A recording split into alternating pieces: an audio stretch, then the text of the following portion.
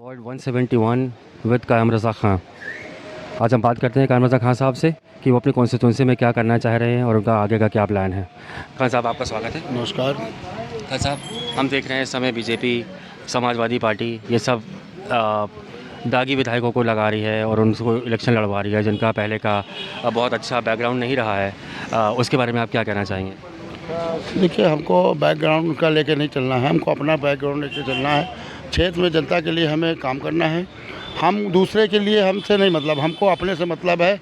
हम बहन जी हमारी देखिए साफ़ सुथरी छवि की है, काम पे विश्वास रखती है, हम लोग भी काम पे विश्वास रखते हैं। हमारी 2022 में सरकार बनेगी तो आप इस क्षेत्र का विकास देखिए किस तरह किया जाता है। बिल्कुल सर, हम देख रहे हैं आपने बहुत विकास किया है यहाँ पर, पुलिया बनवाने से लेकर के 1.25 लाख लोगों को राशन बांटने तक आपने बहुत सारा काम किया है, जिसके लिए जनता आपकी बहुत आभारी है। आगे आपका क्या प्लान है? जब आप जीत कर आएंगे, विधानसभा पहुँचेंगे, आपको यहाँ की कॉन्स्टिट्यूंसी में जहाँ पर रोडों की बड़ी प्रॉब्लम है, नालियों की बड़ी प्रॉब्लम है, उसके लिए आप क्या कहना चाहेंगे? देखिए, हम जब जीत के आएंगे तो आप इसे देख लिए, ये पश्चिम विधानसभा का हाल है। देखिए, ये कच्ची रोड है, मेन कैंपल रोड है, कैंपल रोड की कच्ची रोड है। ऐसे पता नहीं कितनी सैकड़ों रोडें हैं जो आज तक इस विधानसभा में काम ही नहीं हुआ है। और आज़ादी के बाद की ये पश्चिम विधानसभा सीट है जो आज़ादी के बाद बनी थी। आज सामने आप देख लीजिए और आप जाके सर्वे कर लिए, जाके देखिएगा जाके, तो आप ये विधानसभा में इतनी जर्जर हालत है, कुछ कहने को नहीं। क्योंकि मायावती जी का आप बड़ा हाथ आपके ऊपर है, तो हम आशा करते हैं कि आपका कल निर्वाचन है, वहाँ पर हम ज़रूर पहुँचेंगे आपके पास, और आपको बहुत बहुत मुबारकबाद उसके लिए। मैं सवर्ण आयोग संघर्ष समिति का मैं अध्यक्ष हूँ और सवर्णों के साथ जो तमाम तरह के अन्याय होते हैं, शोषण होता है, तो इनकी आवाज नहीं उठाई जाती। उनको कोई वैधानिक प्लेटफॉर्म नहीं कि वो अपनी आवाज को वहां उठा सके। ये केवल एक न्यायालय छोड़ करके इनके पास और कहीं कोई संस्था नहीं है जहां पर कि इनकी सुनी जाए। पिछड़ा वर्ग आयोग है, अनुसूचित जाति जनजाति आयोग है, अल्पसंख्यक के लिए है। तो इनके जो अधिकार हैं, जो संविधान में प्रदत्त अधिकार हैं, ये अधिकारों से वंचित हो जाते हैं। जैसे इनका आरक्षण मिला है 10%, तो उस आरक्षण का संरक्षण कैसे हो? इनके पास जैसे किसी गरीब का प्रमाण पत्र नहीं बन रहा है, अधिकारियों का चक्कर काट रहा है, तो अगर उसके पास वैधानिक संस्था रहेगी तो वहां जाएगा, अधिकारी वहां तलब होगा, तो इसकी बात सुनी जाएगी। तो आपकी प्रमुख मांगे क्या है सरकार से? सरकार से मांग है कि हमारा आयोग बना दें सवर्ण का, जैसे पिछड़ों का आयोग है, दलितों का है, मुसलमानों का है, महिला आयोग है। तो सवर्णों के लिए जो एक आयोग हो, जिससे कि अगर इनका उत्पीड़न हो, उनकी बातें कहीं अधिकारी न सुन रहा हो, लोकतंत्र में कोई अगर नेता भी इनकी बात मान लीजिए नहीं सुन रहा है, तो ये अपनी बात रखने के लिए इनके पास एक वैधानिक जो है संस्था हो, जहां पर ये जाएं और इनकी सुनवाई हो, अधिकारी तलब हो और इनके साथ अन्याय न हो, शोषण न हो। सरकार कह रही है सबका साथ सबका विकास, आपको ऐसा क्यों लगा कि आपको इस प्रकोष्ठ का निर्माण करना चाहिए और उस पर आगे कुछ मांगे रखनी चाहिए? आपको नहीं लगता है सरकार सबका साथ सबका विकास कर पा रही है? नहीं, सबका साथ सबका विकास ये अलग विषय है, ये तो सरकार का अपना है। विकास सबका हो रहा है, विकास की बात ही नहीं है। बात यहाँ ये है, जैसे अभी आरक्षण का विषय आया, सरकार ने जो 69,000 शिक्षक भर्ती थी, उसमें जो है बैकवर्ड कमीशन के ऑर्डर पर सरकार ने उनका 6800 सीटें उनको आगे दिया। मान लीजिए मामला कोर्ट में, तो 10% गरीब सवर्णों का भी मिलना चाहिए।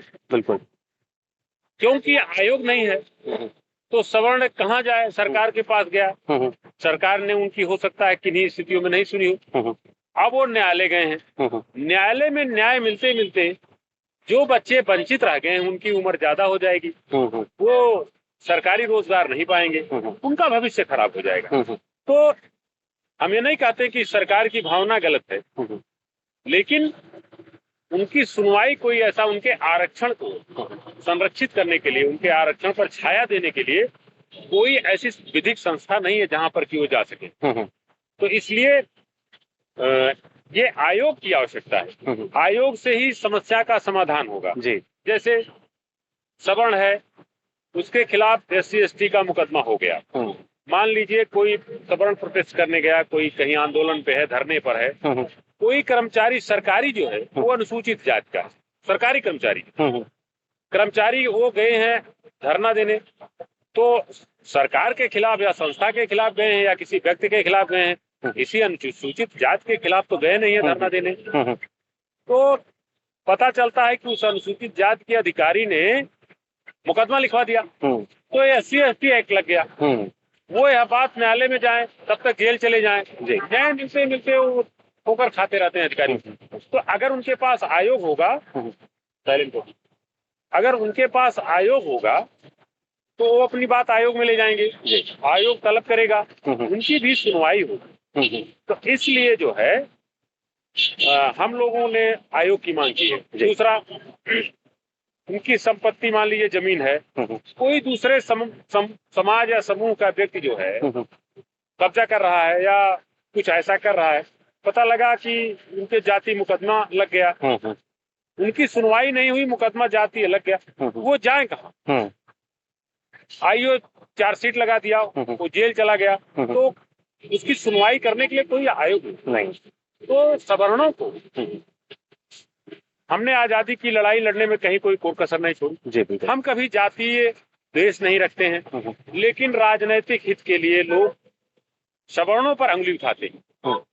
जिसको भी अपनी राजनीति शुरू करता है, चमकाता, सबसे पहले सवर्णों की तरफ अंगुली उठाता है।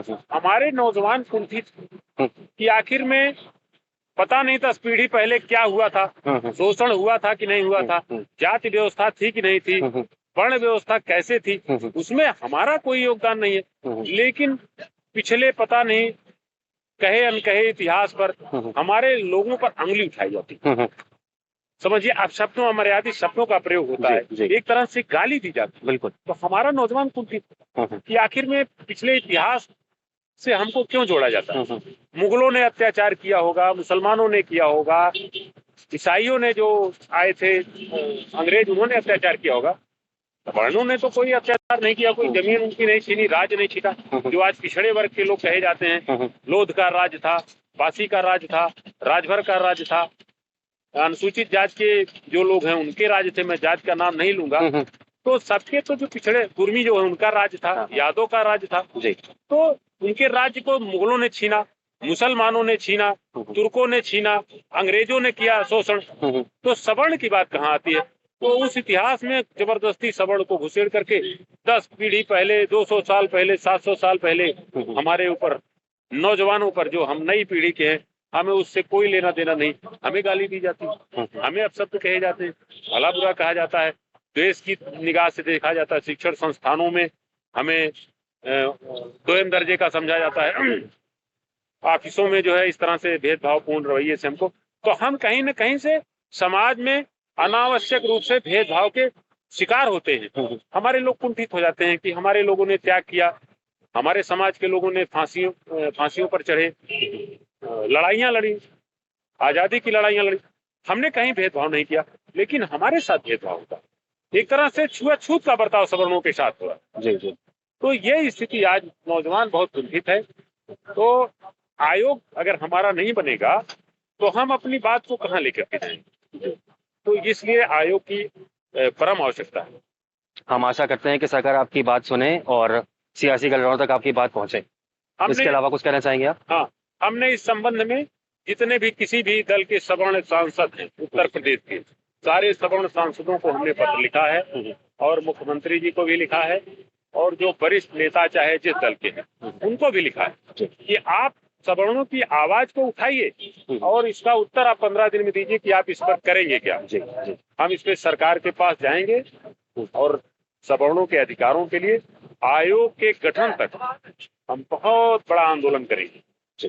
धन्यवाद। आशा करते हैं आपकी ये मुराद जरूर पूरी हो। Thank you very much sir.